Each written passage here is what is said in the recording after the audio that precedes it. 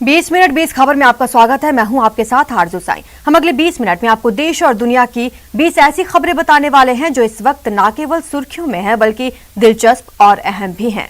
तो शुरू करते हैं 20 मिनट में 20 खबरों का सिलसिला। सबसे पहले देखेंगे राजस्थान की कौन कौन सी खबर इस वक्त अहम है। भरतपुर के रूपबास उपखंड के स्टेट हाईवे के किनारे बोकोली मोड़ पर 2 दुकानों में आग लगने से हड़कंप मच गया। बुधवार की देर रात लगी खोखानुमा इन दोनों दुकानों में ये आग इस कदर भड़की थी कि पूरी दुकान जलकर खाक हो गई। बताया जा रहा है कि यहाँ शराब पी रहे कुछ बदमाशों ने उत्पात मचाने के बाद इन दुकानों में आग लगा दी थी। इस आगजनी में दोनों दुकानों में रखा हजारों रुपए का माल जलकर राख हो गया। आग लगने की खबर फायर ब्रिगेड को भी दे दी गई थी, लेकिन फायर ब्रिगेड की टीम कई घंटों तक मौके पर पहुंच ही नहीं पाई। स्थानीय लोगों ने अपनी तरफ से आग बुझाने की पूरी कोशिश की, लेकिन उनकी कोशिश का कुछ खास असर नहीं हुआ और दुकानों में रखा सारा सामान जलकर राख हो गया। पुलिस ने अज्ञात लोगों के खिलाफ मुकदमा दर्ज कर लिया है और मामले की जांच शुरू कर दी है। इन तस्वीरों को देखकर यकीनन रूह कांप गई होगी। इन तारों से निकल रही चिंगारी देखने में भले छोटी लग रही होंगी, लेकिन हर कोई जानता है कि अगर इसकी चपेट में आ गए तो फिर जिस्म से रूह निकलने में देर नहीं लगेगी। सड़क पर हाई वोल्टेज तार से चिंगारी निकलने वाली ये तस्वीरें डूंगरपुर से आई है। बताया जा रहा है कि डूंगरपुर के उत्तम सेवा मार्ग पर अचानक 11 केवी की बिजली का एक तार टूटकर नीचे गिर गया और नीचे गिरते ही इस तार से चिंगारी निकलने लगी। बीच सड़क पर हाई वोल्टेज तार और उससे निकल रही चिंगारी देखकर मॉर्निंग वॉक पर निकले लोगों में हड़कंप मच गया और लोगों ने एक दूसरे को आगे जाने से रोक लिया। कुछ देर तक चिंगारी निकलने के बाद ये तार गलकर नीचे गिर पड़ा। बिजली का तार टूटने की खबर तत्काल बिजली विभाग वालों को दे दी गई थी और उन्होंने तत्काल मौके पर पहुंचकर इस वायर को ठीक किया। साथ ही पूरे इलाके में इस हादसे की वजह से बिजली की सप्लाई पर जो असर पड़ा था उसे भी दुरुस्त कर लिया गया।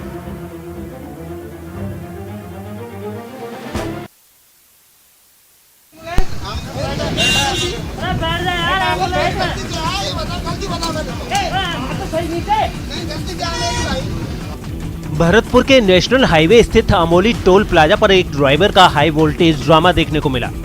बताया जा रहा है कि इस ट्रक ड्राइवर से टोल टैक्स को लेकर टोल कर्मचारियों से कहासुनी हो गई थी, जिसके बाद ट्रक ड्राइवर ने नाके पर ट्रक को खड़ा किया और फिर उसके कैबिन पर चढ़ गया, जहां से वो टोल कर्मचारियों से पूछने लगा कि मेरी गलती क्या है, बताओ मुझे, और कपड़े उतार कर ड्रामा करने लगा।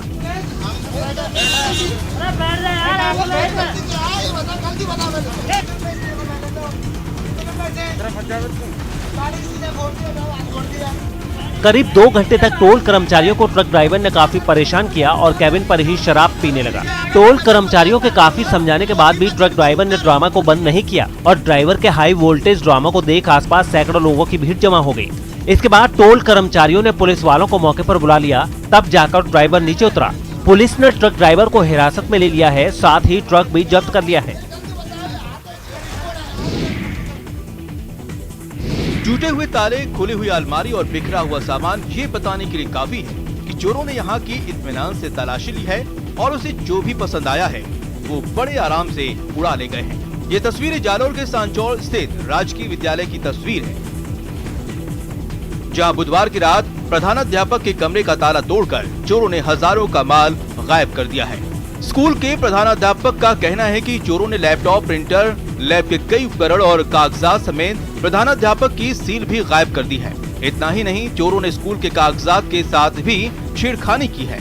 चोरी की इस वारदात की खबर पुलिस को दे दी गई है और पुलिस ने इस मामले की जांच भी शुरू कर दी है।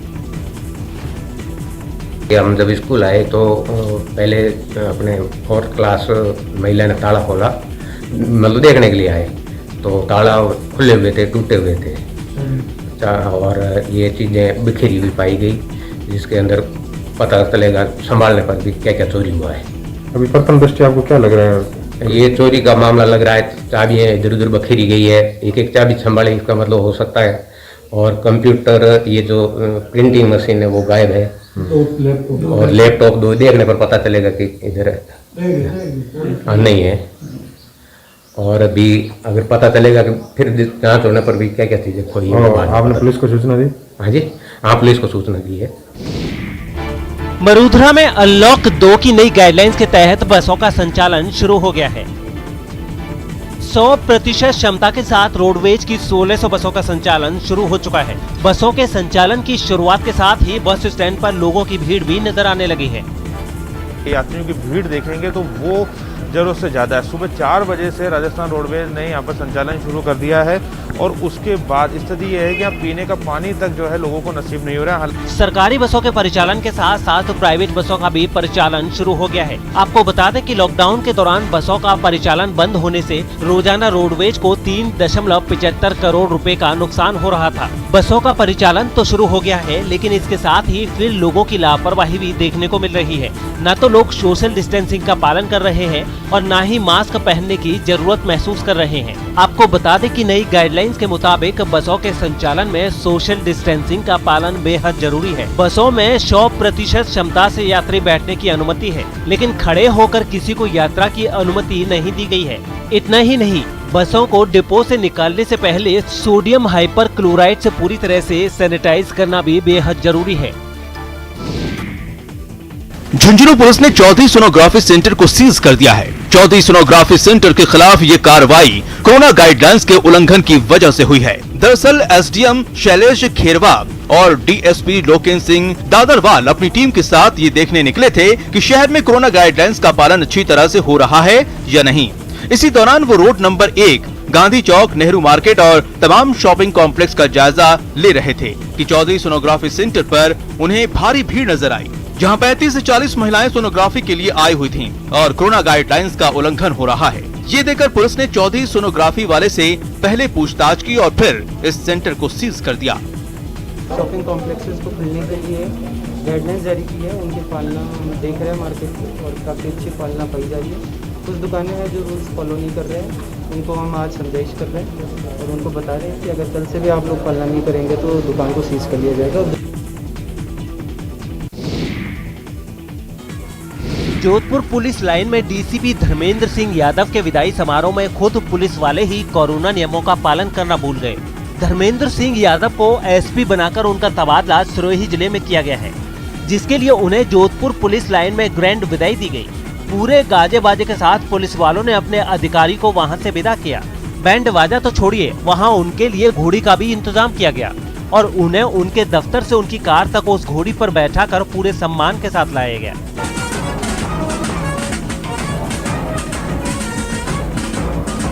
यही नहीं, डीसीपी की गाड़ी को भी फूलों से सजाया गया और उसमें बैठाकर उन्हें पुलिस लाइन के गेट तक छोड़ा गया।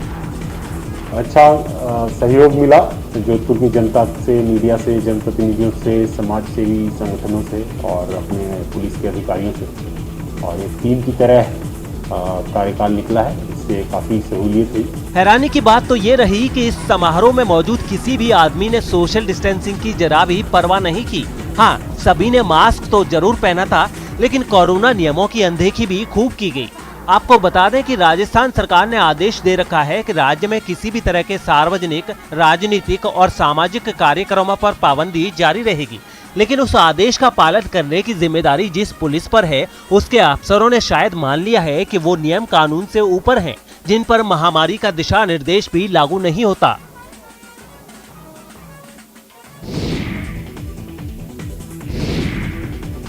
ये सवाल है प्रदेश के उन 12 जिलों के जहां अभी जिला परिषद और पंचायत समितियों के चुनाव होना बाकी है, लेकिन चुनाव को लेकर राज्य निर्वाचन आयोग और राज्य सरकार में ठन सी गई है, क्योंकि राज्य सरकार के विरोध के बावजूद आयोग चुनाव कराने के पक्ष में है। आयोग की मुख्य निर्वाचन अधिकारी चित्रा गुप्ता ने शासन सचिव ग्रामीण एवं पंचायती राज विभाग को चिट्ठी लिखकर आरक्षण की लॉटरी पुनः कराने के निर्देश दिए, लेकिन एक सप्ताह बाद भी आयोग की चिट्ठी का सरकार की तरफ से कोई जवाब नहीं आया। सीएम अशोक गहलोत कोरोना को देखते हुए अभी चुनाव करने के पक्ष में नहीं है। प्रदेश कांग्रेस अध्यक्ष गोविंद सिंह डोटासरा भी आयोग से चुनाव टालने का अनुरोध कर चुके हैं। ये वो 12 जिले हैं जिनमें फिलहाल प्रशासक ही कामकाज देख रहे हैं। दरअसल राज्य सरकार का तर्क है कि कोरोना अभी गया नहीं है, ऐसे में सरकार कोई जोखिम नहीं लेना चाहती, जबकि विपक्ष ये आरोप लगा रहा है कि हार के डर से सरकार चुनाव कराने के पक्ष में नहीं है, क्योंकि इससे पहले 21 जिलों के जिला परिषद के चुनाव में कांग्रेस को हार का सामना करना पड़ा था। प्रेम मीणा, न्यूज़ 18 राजस्थान। 20 मिनट 20 खबर में अब देख लेते हैं कुछ दूसरे राज्यों की खबरें। मुंबई के मालवाड़ी इलाके में बुधवार की रात करीब 11 बजे 4 मंजिला एक इमारत अचानक से ढह गई। इस हादसे में 11 लोगों की मौत हो गई है, जबकि 10 से ज्यादा लोग जख्मी हुए हैं, जिनमें कई की हालत गंभीर है। बताया जा रहा है कि मलाड वेस्ट के मालवाड़ी इलाके में जिस वक्त 4 मंजिला इमारत गिरी, उस वक्त बच्चों समेत कई लोग इमारत के अंदर मौजूद थे। इमारत गिरने के तुरंत बाद फायर ब्रिगेड की टीम घटना स्थल पर पहुंच गई थी और स्थानीय पुलिस और लोगों की मदद से मलबे में फंसे 15 लोगों को बचाया गया। महाराष्ट्र सरकार की ओर से कहा गया है कि भारी बारिश की वजह से ये इमारत गिरी। दरअसल मुंबई में मंगलवार की शाम से ही बारिश शुरू हो गई थी, जो बुधवार के दिन भी जारी रही और उसी बारिश की वजह से ये जर्जर इमारत ढह गई। में से 5 लोगों को निकाला गया है, जिनमें से ये 4 इमारत जो सामने वाले पे गिरी है, तो वो भी 2-2 माले के 2 थे, तो उसमें भी 2-2 फैमिली थी, बच्चे भी थे, जिनमें से एक बच्ची निकाली गई है और 1-2 बच्चे हैं अभी नीचे भी। गुजरात के अहमदाबाद से डरा देने वाली कुछ तस्वीरें सामने आई हैं। यहाँ एक गोदाम में अचानक इतनी भीषण आग लग गई कि उसे देखकर वहाँ जुटे लोग दहशत में आ गए। बताया गया है कि उस गोदाम में सजावट का सामान रखा था। हालांकि आग कैसे लगी ये पता नहीं चल सका, लेकिन जब वहाँ से आग की ऊंची ऊंची लपटें उठने लगी तो गोदाम के बाहर भीड़ जुट गई। वो लोग उस गोदाम से निकलती लपटों को देखकर कांप उठे। गोदाम से उठ रहे धुएं को देखकर ही उनकी घबराहट का अंदाजा लगाया जा सकता है। आनन फानन में फायर ब्रिगेड को इसकी जानकारी दी गई, जिसके बाद दमकल कर्मी वहां पहुंचे और इस आग को बुझाने का काम शुरू कर दिया। लेकिन ये इतना आसान भी नहीं था। बताया गया है कि ऐसे में वहां दमकल की 10 गाड़ियों को बुलाना पड़ा, तब कहीं जाकर ये आग बुझ सकी। गनीमत ये रही कि इस घटना में सब लोग सुरक्षित रहे। हरियाणा के पानीपत में एक आदमी की मौत पर पुलिस वालों के खिलाफ इलाके के लोगों का गुस्सा भड़क उठा। आरोप है कि जिसकी मौत हुई उसे एक मामले में थाने लाकर टॉर्चर किया गया था, जिसके बाद उसने अस्पताल में दम तोड़ दिया और इस बात की खबर मिलते ही इलाके के लोग हंगामा करने लगे। अपनी नाराजगी जताने के लिए कई लोग थाने पहुंच गए और पुलिस के खिलाफ नारेबाजी शुरू कर दी। गुस्साए लोगों को समझाने के लिए कुछ पुलिस वाले उनके पास गए, लेकिन शांत होने के बजाय वो उनसे बहस करने लगे। ये लोग आरोपियों की गिरफ्तारी की मांग करते हुए थाने के बाहर काफी देर तक डटे रहे। मेरी मौसा जी है, इन्हें चौंकी उगला के जान से मार दिया। वहीं पुलिस ने भी मामले की गंभीरता को देखते हुए जांच में चुस्ती दिखाई और आरोपी पुलिस वाले को दबोच कर थाने ले गई। एफआईआर दर्ज करके और जो ये सही इसमें कार्रवाई कर रहा था उसको काबू कर लिया है। बताया गया है कि इस मामले में पुलिस ने कुछ और लोगों को भी आरोपी बनाया है और उनकी तलाश तेज कर दी है। उत्तर प्रदेश के भदोही से चौंकाने वाला एक वीडियो सामने आया है। यहाँ एक नकली सिपाही को लोगों ने पकड़कर उसकी जमकर पिटाई कर दी। आरोप है कि वो पुलिस की वर्दी का रौब दिखाकर इलाके के कारोबारियों से पैसा वसूल रहा था, लेकिन जैसे ही इस बात का पता चला कि वो असली सिपाही नहीं है, तो लोगों ने उसे घेर लिया और फिर सब मिलकर उस पर टूट पड़े। किसी ने मुक्के बरसाए तो किसी ने उस पर थप्पड़ों की बारिश की। लोगों के गुस्से को देखते हुए वो चुपचाप उनकी मार खाता रहा।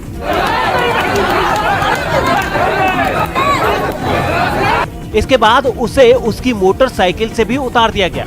इस बीच वहां मौजूद कुछ लोगों ने मारपीट के बजाय उसे पुलिस के हवाले करने की सलाह दी। बाद में पुलिस ने उस नकली सिपाही को हिरासत में ले लिया और लोगों को भरोसा दिलाया कि उसके खिलाफ कड़ी कार्रवाई की जाएगी।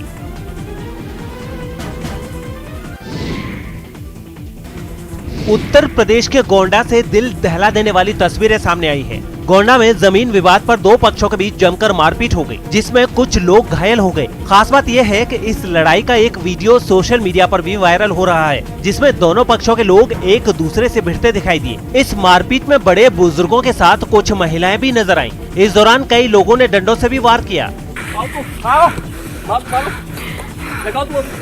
जिस जगह ये हंगामा हो रहा था वहाँ इन दोनों पक्षों के अलावा कोई और मौजूद नहीं था। यही वजह रही कि कोई बीच बचाव नहीं कर सका और वो लोग एक दूसरे के साथ काफी देर तक मारपीट करते रहे।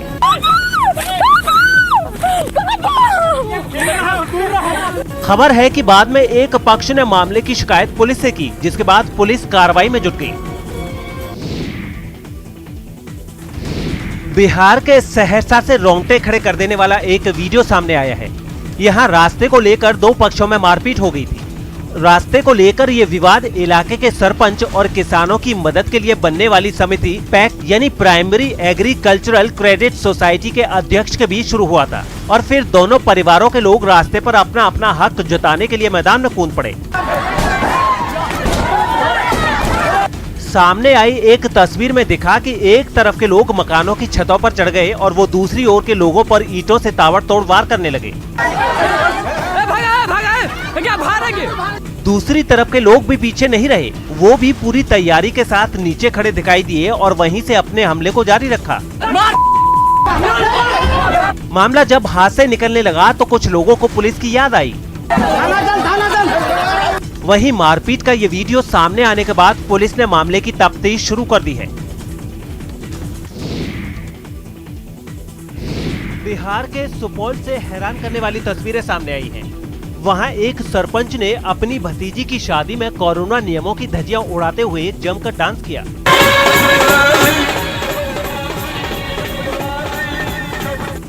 सरपंच के ठुमके लगाने का ये वीडियो बाद में सोशल मीडिया पर वायरल हो गया, जिसमें वो डांस करने वाले कलाकारों के साथ दिखाई दिए। इस शादी समारोह में गाने और संगीत का भी इंतजाम किया गया था।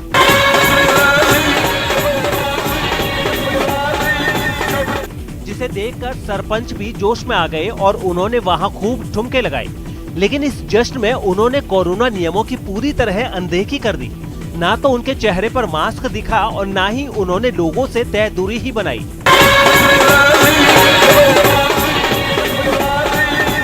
सरपंच के अलावा वहां मौजूद दूसरे लोगों ने भी यही गलतियां की।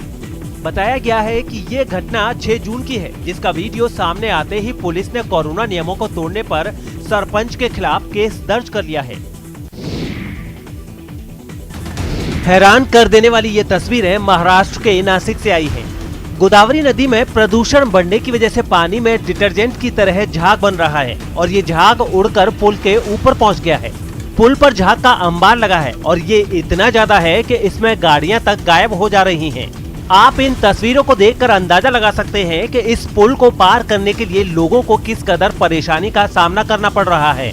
आपको बता दें कि गोदावरी के तट पर पिछले कई सालों से केमिकल गंदगी की वजह से अक्सर इस तरह के झाग बनते हैं और ये हवा के साथ उड़कर आसपास के इलाकों में तो फैलते ही हैं, कभी कभी ये कई किलोमीटर दूर भी पहुंच जाते हैं। पिछले साल लॉकडाउन के दौरान गोदावरी का पानी कुछ साफ जरूर हुआ था, लेकिन फिर से गोदावरी के पानी में जहरीले केमिकल की मात्रा काफी हद तक बढ़ गई है और उसी का असर है पुल के ऊपर पहुंचा ये सफेद झाग।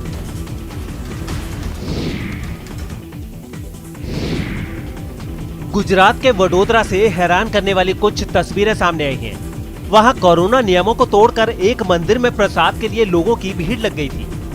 खास बात यह है कि इस मामले में पुलिस ने 25 लोगों को गिरफ्तार भी कर लिया है, क्योंकि आरोप है कि इन लोगों ने कोरोना निर्देशों को नहीं माना। अच्छी खासी तादाद में गांव वाले मंदिर में प्रसाद के लिए जुट गए। भीड़ को देखकर ऐसा लगा जैसे वहां कोई मेला लगा हो।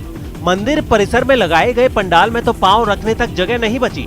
पुजारी को चारों तरफ से घेर कर प्रसाद लेने के लिए लोग एक दूसरे पर टूट पड़े। आरती लेने के लिए भी श्रद्धालुओं में होड़ सी मची रही।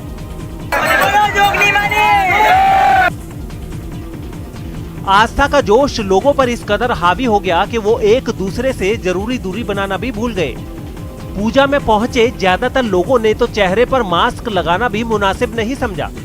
इन्हें देखकर ऐसा लगा ही नहीं कि कोरोना महामारी कैसे गुजरात में तांडव मचा चुकी है। दरअसल लोग इतने लापरवाह हो गए हैं कि लॉकडाउन या कोरोना कर्फ्यू में थोड़ी भी ढील मिलते ही मान लेते हैं कि महामारी खत्म हो गई है। और अगर आस्था की बात हो तो फिर इन्हें ईश्वर भी नहीं समझा सकते कि मास्क लगाना और सोशल डिस्टेंसिंग का पालन करना अभी मंदिर के प्रसाद से ज्यादा जरूरी है।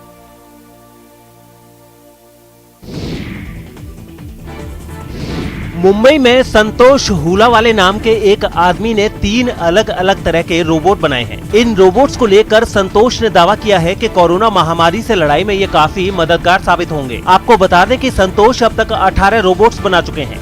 लेकिन उनके बनाए ये 3 रोबोट्स इन दिनों काफी सुर्खियां बटोर रहे हैं, क्योंकि इन्हें बनाने वाले संतोष हुलावाले का दावा है कि ये तीनों कई अलग अलग कामों में माहिर हैं। मसलन खाने पीने की चीजें और दवाइयों को एक जगह से दूसरी जगह पर ले जाना हो, या कोरोना मरीजों का अकेलापन दूर करने की बात हो, या गले लगाकर उन्हें हिम्मत देनी हो, ऐसी कई खूबियां इन रोबोट्स में बताई गई हैं। यही नहीं, दावा किया गया है कि अगर किसी अस्पताल में आग लग जाए या फिर ऐसी कोई खतरनाक घटना घट जाए तो वहाँ भी ये बेहद अहम भूमिका निभाएंगे। ये तीनों रोबोट मैंने स्पेशली कोरोना के लिए बनाया है। इन तीनों रोबोट्स की इसमें अलग अलग भूमिका होने वाली है। खास बात ये है कि इन्हें आत्मनिर्भर भारत अभियान के तहत बनाया गया है और उम्मीद की जा रही है कि कोरोना के इस दौर से निपटने में ये काफी मददगार साबित हो सकते हैं। चलिए अब देख लेते हैं अंतर्राष्ट्रीय जगत की कुछ अहम खबरें। अमेरिका की इंटेलिजेंस एजेंसी FBI की अगुवाई में 16 देशों के 9000 से ज्यादा पुलिस वालों ने मिलकर ट्रोजन शील्ड नाम का एक ऐसा खुफिया ऑपरेशन चलाया कि दुनिया भर में संगठित अपराध की कमर टूट गई। ऑस्ट्रेलिया, एशिया, यूरोप और दक्षिण अमेरिका के देशों के इस ऑपरेशन के जरिए अपराधियों के 700 ठिकानों पर छापा मारा गया और 800 से ज्यादा गिरफ्तारियां हुई। इस ऑपरेशन के वीडियो अब जारी किए गए हैं। आपको बता दें कि इस ऑपरेशन के लिए पुलिस ने न दिन देखा न रात, पूरी तैयारी के साथ दुनिया के 16 देशों में ऐसे ताबड़तोड़ छापे मारे कि अपराधियों के होश उड़ गए। उन्हें संभलने का वक्त ही नहीं मिला और सैकड़ों पुलिस के हत्थे चढ़ गए। सिर्फ गिरफ्तारियां ही नहीं, पुलिस के हाथ बदमाशों की काली करतूत के सबूत भी लगे। 32 टन से ज्यादा ड्रग्स की खेप बरामद की गई। हथियारों का जखीरा भी जब्त किया गया। 14 करोड़ 80 लाख डॉलर यानी भारतीय रुपयों के मुताबिक 1000 करोड़ से भी ज्यादा का कैश भी पुलिस को मिला। असल में यह भंडाफोड़ हुआ अनोन नाम के एक मैसेजिंग ऐप से, जिसे FBI ने बनाया था। अपराधियों को इस ऐप का इस्तेमाल करने का झांसा दिया गया और वो इस ऐप का इस्तेमाल ये सोचकर कर रहे थे कि उनके मैसेज कोई नहीं पढ़ रहा, लेकिन उनकी एक एक हरकत की जानकारी खुफिया एजेंसियों तक पहुंच रही थी। इससे पहले कि संगठित अपराध के गिरोह चलाने वालों को इस बात की भनक लगती, वो सलाखों के पीछे पहुंच गए। ड्रग्स, मानव तस्करी और हथियारों का अवैध कारोबार करने वाले गिरोहों के तार आपस में जुड़े होते हैं और इसलिए अमेरिका और यूरोप की खुफिया एजेंसियों ने एक साथ मिलकर लंबी तैयारी के बाद इस ऑपरेशन को अंजाम दिया।